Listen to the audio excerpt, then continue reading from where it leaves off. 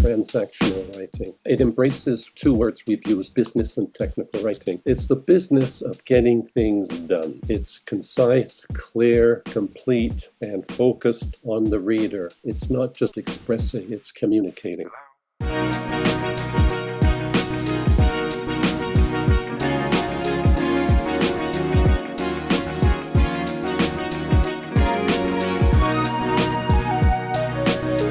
Welcome to An Entrepreneur's Vibes, the podcast that gives insight into the minds of visionary entrepreneurs and business leaders.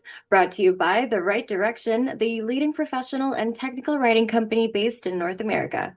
Each episode, we explore the stories and experiences of those who dared to dream, took the leap, and built their own empires. So join us in uncovering the secrets to success and lessons learned along the way. So if you're just starting out your entrepreneurial journey or you're already a seasoned business pro, you'll find inspiration, knowledge, and good vibes right here. Today, we have a distinguished guest whose career has been defined by education, leadership, and the power of clear communication. With decades of experience in shaping academic programs, leading institutions, and teaching technical writing across Canada, our guest has served as dean and vice president at colleges and universities, influencing students, organizations, and entire industries. His work has not been limited to academia, and he's collaborated with various industries and communities, bringing clarity and vision to complex challenges. Beyond his professional achievements, he's given his time generously, even recently being recognized with the Friend of the Family Award for his volunteer contributions to Lethbridge Family Services. At the heart of his career, he has had a passion for language, leadership, and making a difference in people's lives. So this episode will be filled with lessons that professionals and leaders everywhere can learn from. Welcome to the show, John Carstairs. Thank you very much. I'm happy to be here. Thank you, John, for being here. Well, you've built a remarkable career spanning education, leadership, and technical writing.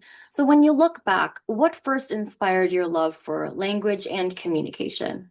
Well, I have to attribute that to my mother. I mean, that's not very sophisticated, but when I was a child, she sang to me. She sang nursery rhymes. She recited poems. She read bedtime stories. And I really appreciated that. And then soon after, when I was going elementary school, I had a teacher who read to us every day, and that made a lasting impression. And I think my appreciation, love of language, as you put it, started there. Oh, that is a really great story. And I feel like a lot of the students that you've probably worked with and that have learned from you would probably think that's such a great, story, very interesting that you got all of that from your mom. So thank you for Oh, sharing that. Was there a particular moment in your career when you realized that technical and business writing would become such a central part of your work? yes, there was. But first, I would like to define a couple of terms for clarity's sake as we go. The first thing is that I think there are generally two kinds of writing. And the first is what I call expressive. Now, expressive writing is where people write for themselves. It's a personal thing, it's subjective, and they're simply expressing their inner thoughts, perhaps, opinions, and so on. The second kind of writing is what it embraces the two words we've used, business and technical writing, and I call that transactional writing. Now, that's the wording used to conduct transactions. Surprise. It's the business of getting things done. It's concise, clear, complete, and focused on the reader. It's not just expressing, it's communicating. So I guess to come back to the question then, was there a moment when I realized that this transactional writing would be a central part of my career? Happened when I was working at the Southern Alberta Institute of Technology in Calgary. And initially, I spent 10 years teaching a number of courses. I taught a literature course because I have a BA in English literature. I taught courses in public speaking and one little course in letter writing, an introduction to report writing. But it wasn't until I got promoted to the position of dean as an administrator, that's when this moment happened. And I realized transactional writing was definitely going to be a part of my career, the central focus. Thank you so much for telling us that story. Well, you've said it yourself. You've worn many hats: educator, dean, policy writer, and consultant. How would you describe the common thread that ties all of these roles you've had together? I guess there are several common threads, but the one that involves me more than ever, more than others, is transactional writing. It ties so many things together. And for the audience out there, the Federal Plain Language Guidelines is an excellent source to see what kind of language, well, it's called plain English. That's a technical term, if you will. It helps people in all of those functions. Now, I'd like to talk a minute about a friend of mine, Christine, who came to me a few years ago when I was Dean of Communication Arts at SAIT in Calgary. And she said she's ready to not teach literature at Mount Royal College in Calgary anymore. She would like to open up her own business as a plain English consultant. And she said, do you have any ideas how I could do that? So I took her for lunch and we talked about it. And by coincidence, the week before, a fellow came into my office from Yellowknife up in the territories and asked me if I knew anybody who could write some legislation for the government up there. And I recommended that Christine contact him. I didn't hear from Christine for a year. And she called me a year later to the day, and she invited me for lunch. And she told me then that she had contacted that gentleman, that he had given her her first contract, that she had resigned from the college and had opened up her own business. Since then, she's opened, well, 3 offices, one in Calgary, one in Edmonton, and one in Vancouver, all offering writing services. And it's been most successful. And she's written legislation for all 10 provincial governments, some municipalities, and for all the territories. So she has been successful. One note is that in writing, in translating legal documents, she met resistance from lawyers and paralegals and so on when she rewrote documents. And they would say, you can't say it that simply, that plainly. You've got to use these legal terminologies. So she got fed up with their resistance to plain language, to plain English. And so she studied law. And then she was able to come back into the lawyer's offices and say, when they say you can't say it that simply, you don't know what it means. She would say, yes, I do. And she would tell them, and then she would say, this is why my translation into plain English is relevant. At that time, she wrote a book, and I've been carrying it for 20 years now. It's called A Plain Language Handbook for Legal Writers. And in it, she gives columns of legal expressions, and next to it, the plain English version of that same message. It's been very successful. She's since released a 2nd edition, and I recommend it to anybody who wants some really good lessons in, well, she gives before and after examples. It's not that people would copy every one of those things, but they could pick up the essence of plain writing. So that's Christine Mowat, M-O-W-A-T. Well, Christine sounds like a very interesting woman. I mean, to be trained in writing and have to go through and study law just to make her point of, how effective plain language can be is definitely an inspiring story. You've held leadership roles across colleges and organizations. Looking back, what's one lesson about professional growth that has stayed with you? Professional growth means learning. Learning is change and growth is change. And boy, change is happening so rapidly these days, it's hard to keep up. Now, it used to be that when a person graduated from a post-secondary institution, they would consider that the end of their education, and they would now go into the workforce to start applying what they've learned. That's no longer possible. with the not only is the knowledge base growing, it's growing more rapidly than ever before. So the implication of that is professionals and others must become lifelong learners. Their education doesn't stop. They've got to continue, and they must do that to remain relevant. So people can now, thank goodness for personal computers, they can have access to all kinds of information in their own homes. So lifelong learning has become easy. It requires well, you can take formal courses, you can take workshops, but self-study has become a really strong part of lifelong learning.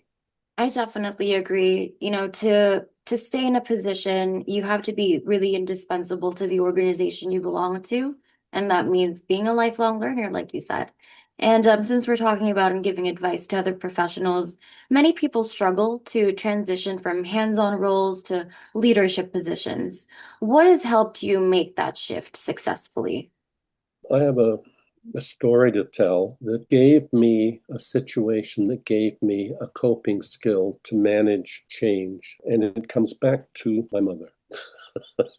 So I was raised in England, and when I was 9, the Walt Disney Corporation made a movie just 2 miles from my house in a beautiful forest called Burnham Beeches about Robin Hood.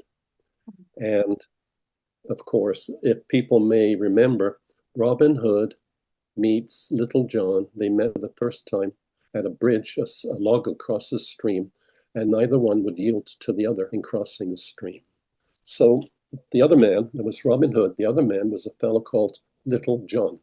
So Little John and Robin Hood had a fight with these big sticks, quarter staffs, and of course Little John won.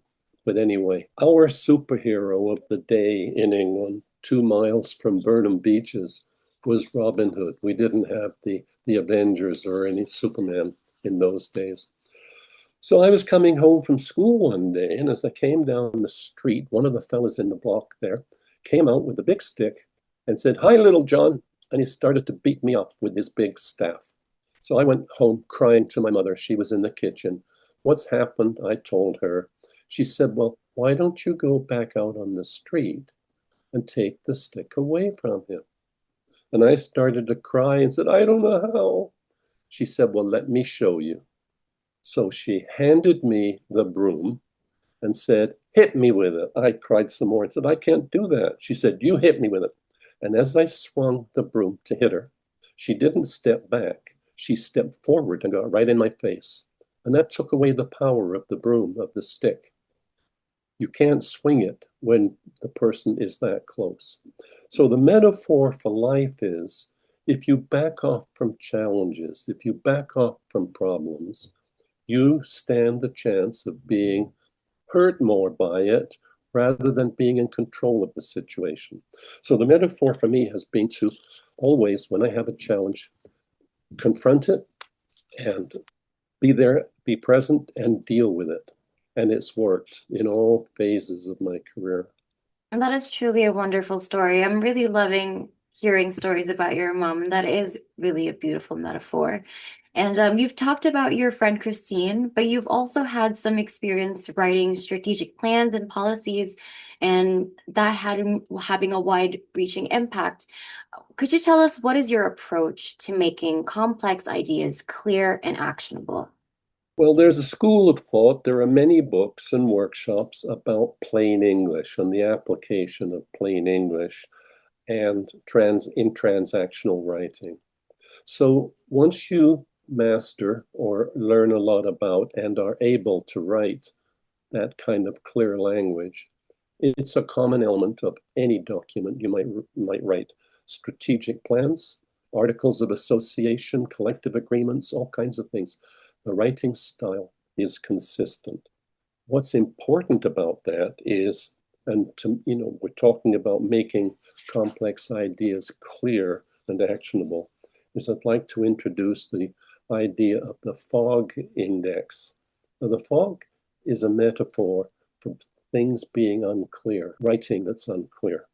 And there is this fog index, and what it does is measure you apply certain principles or ideas like sentence length, complicated vocabulary, complicated punctuation, and it comes up with a number. The index is a number, and that number tells how many years of formal education a person needs to read a particular passage and understand it on first reading.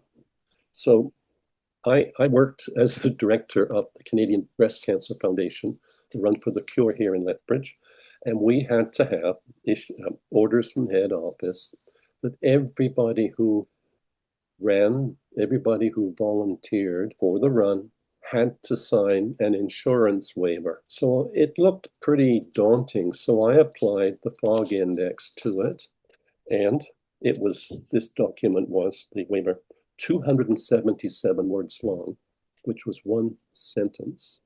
It had 78 words of 3 or more syllables, and the index came out at 122. Now, that means you need 122 years of formal education to understand it on first reading. Now, what that meant was everybody had to sign it, but nobody understood it. So that's an extreme example of the FOG index. And then I'd like to add on another story, if you will. This is an event, or this was a happening at Princeton University where Professor Daniel Oppenheimer, he was doing some research on plain language, plain English. And so he did some research and questioned students and asked them, have you ever written something, gone back to it and revised your wording, elevating your vocabulary, complicating your sentence structure to create the impression that you're more intelligent than you are? 66% of the respondents said yes, they had, because they were suffering under the delusion that those things made them appear more intelligent. Dr. Oppenheimer's further research determined that the opposite is true. If you can write simply, clearly, you are perceived as being more intelligent.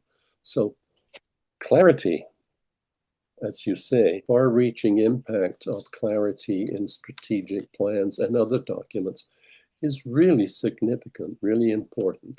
And that's what I've done in my life. Thank you, first and foremost, for telling us about the FOG index. And from what I'm understanding, really is for writing to be truly effective, it has to be understood by its readers. It has to not just, reach its target audience, so to say. It has to reach a wider audience, and I think that's what has made you successful over the years is your ability to really use plain language and use that across all the other industries that you've worked with. And speaking of that, you've worked with diverse teams from faculty to government and community groups, and that requires adaptability.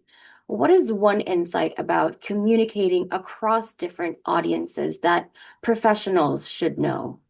Having taught grammar, I can go back and think back as to a simple observation. There are only 3 ways to punctuate the end of a sentence. There's a period, there's an exclamation mark, and a question mark. The most powerful one of those is the question mark. Questions are really, really, really, really important. They can be used to open a conversation. And I'm thinking of entering a room, say at a conference, and you really don't know anyone, and there's a cluster of people, 3 or 4 of them standing talking. You can approach, and when you can ask a question, that will enable you to become part of the group. So you can open a conversation. The second benefit of asking questions is you can receive information. And it's really important that you have the confidence to ask questions, to listen, and then show that you've heard the answer. And third, you can build relationships. People do like to help people. And if you give them a chance to help, most people will take it. So I recommend asking questions. Now, this leads me into another experience I had. I was called and asked to go to the local college here in Lethbridge to take on a position because the incumbent had left the organization. It was the position of Director of Applied Research, well, research and applied programming, and they wanted someone to write the college's 4-year business plan. So as a stranger to the college, I went in and wrote their 4-year business plan. And the way I did it was the Robin Hood thing. I approached it confidently and didn't back off from the challenge. Secondly, I found out what the model was that the government who would be receiving this report, what they needed, what they wanted in the 4-year business plan. And then I found out who in the organization had the best handle on the information for each section required for the plan. And I interviewed them. And some I gave an assignment to. I need you to find out, for instance, expenditures or student enrollments, whatever. I gathered all that information, and then as the single writer, gave the whole document a single tone and wrote the 4-year business plan, which was accepted by the college president and by the Ministry of Education. So once again, questions are really helpful. That is really something to think about and makes you really understand like the power of questions. Like that's really interesting. And you've been recognized for excellence in leadership and service. What habits or principles do you credit for that success? Tom Peters and Robert Waterman wrote a book some time ago called In Search of Excellence. They promoted the idea of managing by walking around. I had a dean once who was a hermit. He stayed in his office and nobody really met him. Managing by walking around is a legitimate activity. In fact, Peters and Waterman said, put it in your calendar, just like you would a meeting. It's a legitimate thing, and book an hour to stroll around, meet your staff, other people, colleagues. By chance, have a chat, ask them questions, and become a recognizable figure, an approachable figure, and someone anxious to learn. And I found that really helpful. And the examples are many, but I won't go into them now. But don't be a hermit, be present, be approachable, and ask questions. That's definitely noted. Well, I wanted to talk a little bit more about your technical writing expertise. Many of our listeners are entrepreneurs who may not fully understand the impact of technical writing. From your perspective, why is clear writing so essential in both business and education? There are two objectives for clear writing. The first is to share information, and that's a two-way street. So you can give it, you can receive it, but that is sharing information. The second objective is to provide a written record for future reference. I recently looked into getting solar panels put on my roof, and the solar company came to the house. We had quite an interesting conversation. They made some assurances, and I was quite happy. And I got the money together, and I was all set to go until they sent me the contract to be signed. And what they had written was not what we discussed. And so I phoned them and challenged them on this. And all they could say was, well, we assumed, and so on and so on. I said, why don't I come to your office and teach your supervisors how to write a contract? It was terrible. And the longer we talked, the more dismayed I became, and I just canceled the whole thing. So a contract is a written statement for future reference. And if it's not in the contract, I would have no grounds for appeal in the future. So I don't have solar panels yet. Well, that's unfortunate, but very fortunate for you that you are, this is what you've done for a living, that you've read the contract. So hopefully you find another company that will provide you your solar panels, following through with your discussions. Well, you've also taught business and technical writing in multiple institutions. What do you think are the most important skills for professionals to develop in this area? Ready for a cliche? Which leg of a three-legged stool is most important? Well, all of them, of course. The important skills for profession are many, and it's difficult to identify which is the more important. First of all, effective writing requires both skills, the skills of writing, and attitudes, the way your mindset is as you approach and do the writing. Beneficial attitudes includes understanding the purpose of what you're writing, even before you start to write, the scope of the document. So what are the limitations? What are the boundaries? And a consideration of the audience. Who are you writing for? And you must always think about not the direct audience, but you need to ask yourself, who else might end up reading this? So those three things, those three attitudes, understanding the purpose, understanding the scope, and considering your reader, these are all very important skills for professionals to develop. Well, writing clearly and effectively is a challenge for many people. How do you approach translating complex ideas into something understandable? Well, we go back to the fog index. If you go online, you can look up fog index and they'll provide you with a template, a little box, and you can put a sample of your writing, cut and paste into the box, press a button, and it'll come up instantly with the index number, which tells you at what level you've written. And you might need to adjust that to make it readable.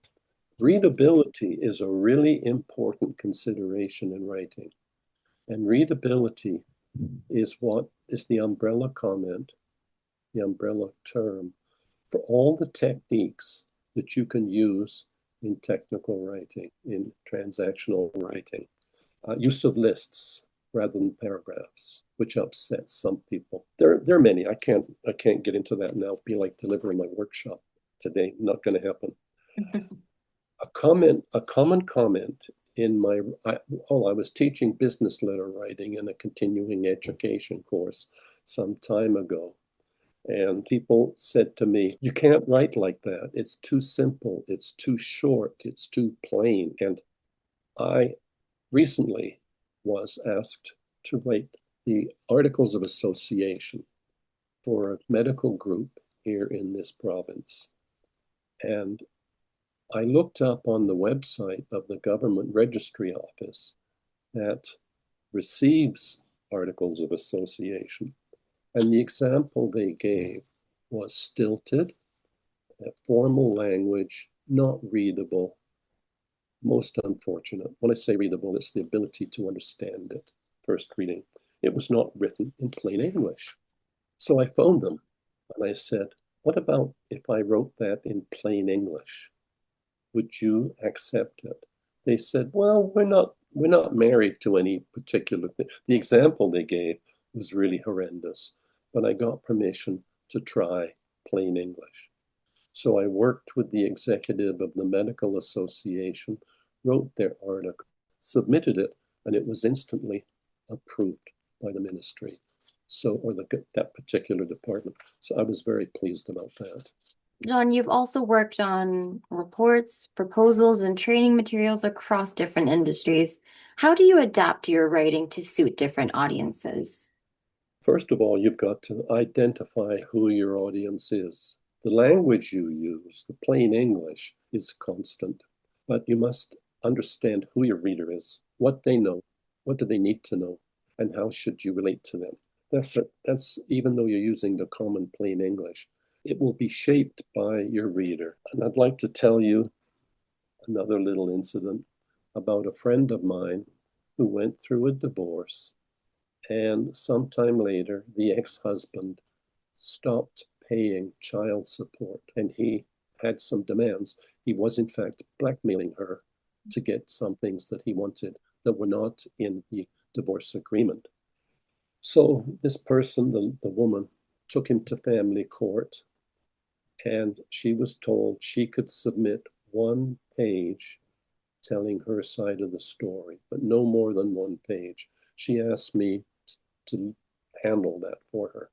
I spent a lot of time and I wrote 1 page. I went to court with this person, and there was the ex-husband with his 3-piece suit lawyer and his leather briefcase. Our case was called up, and the judge read the 1 page. He looked at the husband and he said, is this true? And the ex-husband said, yes. And that was the only word he got to say. The judge said, You must bring your payments up to date immediately. And I'm going to quote now. In the future, if you are 1 day late or $1 shy, I will put you in jail. So that's the one pager that is so important. But all I did was apply the same techniques of plain English transactional writing to a family court situation. That is a really amazing incident. Thank you for sharing that. And could you share what's the one mistake you often see professionals make when creating technical or business documents? And how do you think that can be avoided? Well, there's so many things here. I've noticed so many managers make the mistake with an underperforming employee. They are afraid, the managers are afraid to confront the situation until there's a culminating incident, and then they want that employee to be fired. I've had a call from a manager reporting to me insisting that I fire this person. So I went to human resources and I asked to see that employee's file. And there was no incident, no paper trail of previous problems. So the manager's fear of documentation meant that he could not get rid of the employee because the employee had not received due process, and that which would show if it was documented. So managers must overcome their resistance to holding people accountable and counseling them in writing, because that will just cause them problems. That is a big mistake.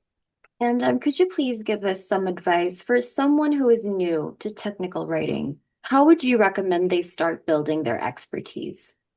Well, there's always textbooks, there's always online advice. I recommend going to a workshop, though, although workshops can be weakened because sitting in a room with a group of people and being instructed on transactional writing is not enough. There needs to be follow-up. So I don't like online teaching. I would recommend that people who want to start building expertise attend an in-person conference or workshop.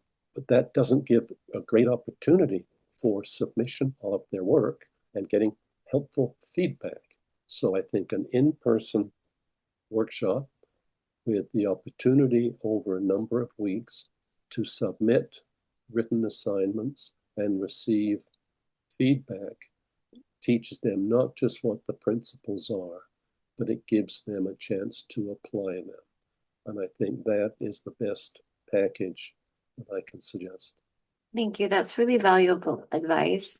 And when you're writing for educational institutions, government, or community organizations, how do you balance accuracy, clarity, and accessibility? I'm not sure what balance means. If it means giving one aspect more emphasis than another, I, um, I don't support that.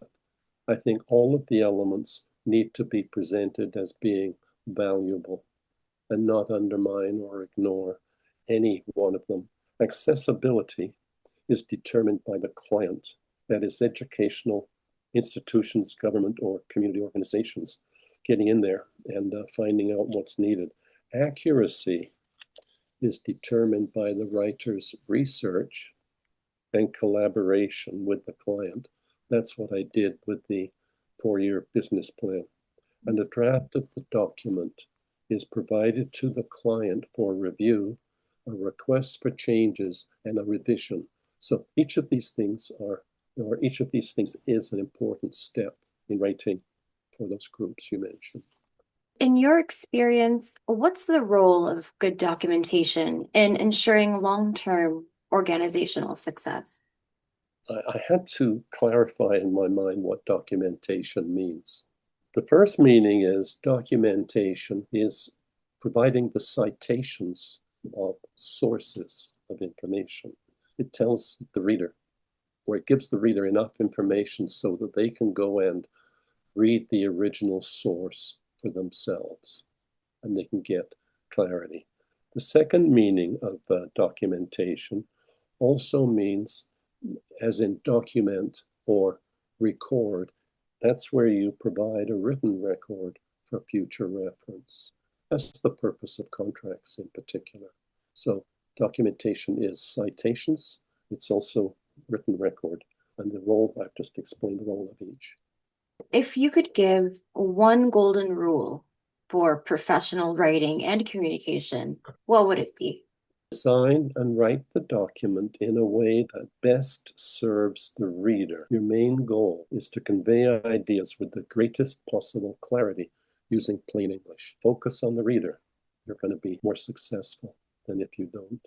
Thank you for sharing that, John. Now, I wanted to talk about LFS and your volunteer work.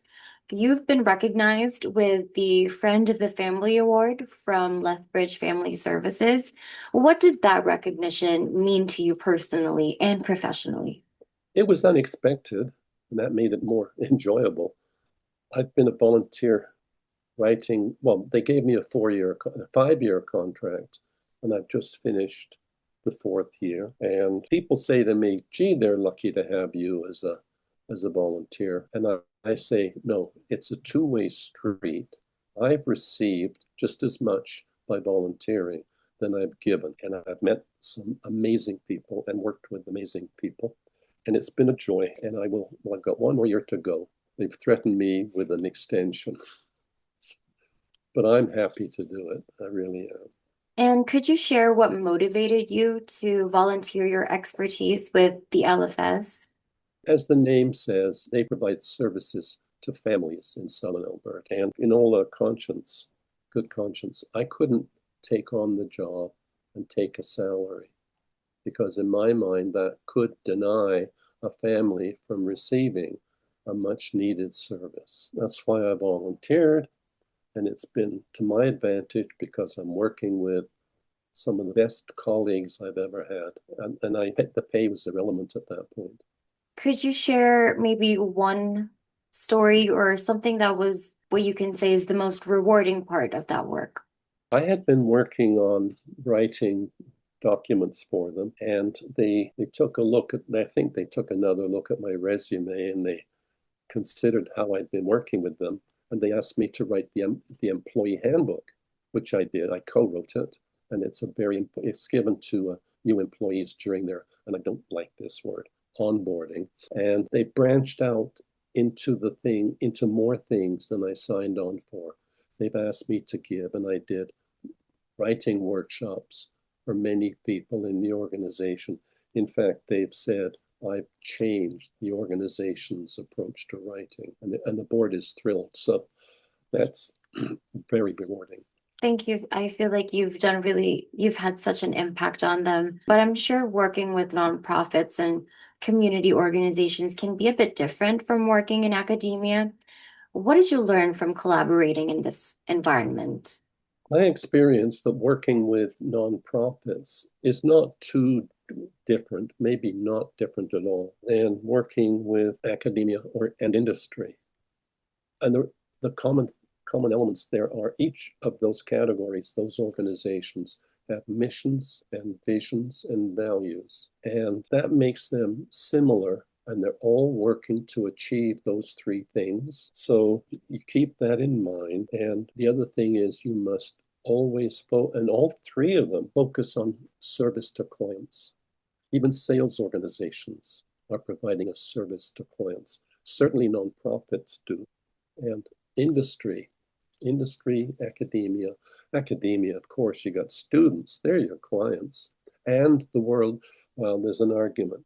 Who are the clients of academia? Is it the people who are learning, or is it the people who employ them? All clients, all mission, all vision, all values. That's what they have in common. I don't differentiate. And many of our listeners are professionals who might want to give back. What advice would you give on using skills to make an impact in the community while maintaining your career focus? I think my career and community service, those 2 things are complementary. By applying what my expertise and my experience, I am furthering my learning when I volunteer. They're complementary, and I benefit both sides of that equation. I don't worry about maintaining my career. I know it. I have confidence that I will do both successfully. That's beautiful. Thank you for sharing that. And looking back throughout your career, what has been a moment or accomplishment that you've been most proud of and why? All right, here's another story. This time it involves my father. He was the Dean of Culinary Arts, the cooking department, as I called it, at the Southern Alberta Institute of Technology. He left after 8 years to run his own restaurant, and they hired a new dean who was there for 20 years. He retired. So I was a senior manager at the time, and the vice president asked me, well, he told me, you're to go over there now to the culinary department and be the new dean. And I was scared because the department had 38 food experts, chefs, bakers, meat cutters, so on. It had 38 of them. It had hundreds of 100 and more support staff running 4 coffee shops, a formal dining room, and a retail counter selling student-made food products. It was a big operation. And I was sent over there to run that part of the organization. I suggested to my boss that he go back and read my resume and see that I have a degree in English, not any of that culinary stuff. And it's just for 3 or 4 months, my boss said. 18 months later, I said to him, don't you think my temporary assignment is over now? So they hired somebody from industry. My proudest moment was when I got, oh, not only did I not want the job, the employees in the department didn't want me for the same reason. I had no background. When I was finished after the 18 months, the department gave me a diploma for being a good acting department head or dean. That I felt great about that. And you know what the cause of the success was for that job? Managing by walking around. And I developed the idea of people by day and paper by night. And by that, I mean walk about, talk to people, learn from them, ask questions. And because I had my writing and reading background, I could do my paperwork very quickly in the evening, not like some of the other deans who struggled with the paperwork. So I invested my time with people and quickly got through the paperwork after supper. That's a beautiful story. Thank you for sharing that, John. And many of our listeners are building their careers or growing professionally. What has been a guiding principle that has helped you stay focused and effective over the years? I believe that I've got, I don't know if there is such a thing, a giving personality. I get great pleasure from helping people. I've gone to the home of a student having trouble with their high school English and given them private tutoring, volunteering to do that. I, as I said, managed, directed breast cancer run for the cure for 3 years. I could give you a list of things that I have been involved in giving, and that has paid off for them and for me and students. Yesterday, I was at Costco lined up to get the $1.50 hot dog, and somebody tapped me on the shoulder, and I turned around. He said, "Hey, my English teacher." I said, "When were you in my class?" He said, "6 years ago." And he said some complimentary things. I get feedback, I get good repayment from giving. So that's me. And you've balanced leadership, teaching, writing, and volunteer work. How do you decide where to invest your time and energy? Well, the time, I think I just talked about this. During the day, I gave time to my people, and that paid off in a big way. That's what I invested my time in. Did my paperwork at night. And I have to admit, my son at that time was in a lacrosse team, on a lacrosse team. And whenever he had games, I would go, but I would sit in the stands or sit on the bench with my papers and I'd watch the game. And when there was a break, I'd read another document and make notes about what I'm going to do the following day. That was the balance there, making sure that family didn't suffer because I was doing my work at at that time. So that I tried to invest my time, effective time management. Yeah, the most important parts, my job and my family. And earlier you were talking about how important it is to ask questions. What role has curiosity and continuous learning played in shaping your career journey? After high school, where I was a mediocre student, curiosity caused me to become a lifelong learner. In fact, it wasn't till I was a university student that I learned how to learn. And that was a big step. And I give thanks to my then roommate who taught me that skill. We lived in a very small apartment. He was my role model, and I learned how to learn. The personal computer played an important part in shaping my career journey. I was able to do research at home. I no longer needed the public library. I had everything at my fingertips. I'll give you an example of the change, though. And in those days, the status symbol was the family that could afford to buy the Encyclopedia Britannica. So they had reference materials at their fingertips. The Lethbridge College Library now uses the Encyclopedia Britannica. They've stacked them into three columns and put a glass coffee tabletop on top of it. They now have an insight. That's what the new role of the Encyclopedia Britannica is to let students put their coffee on it.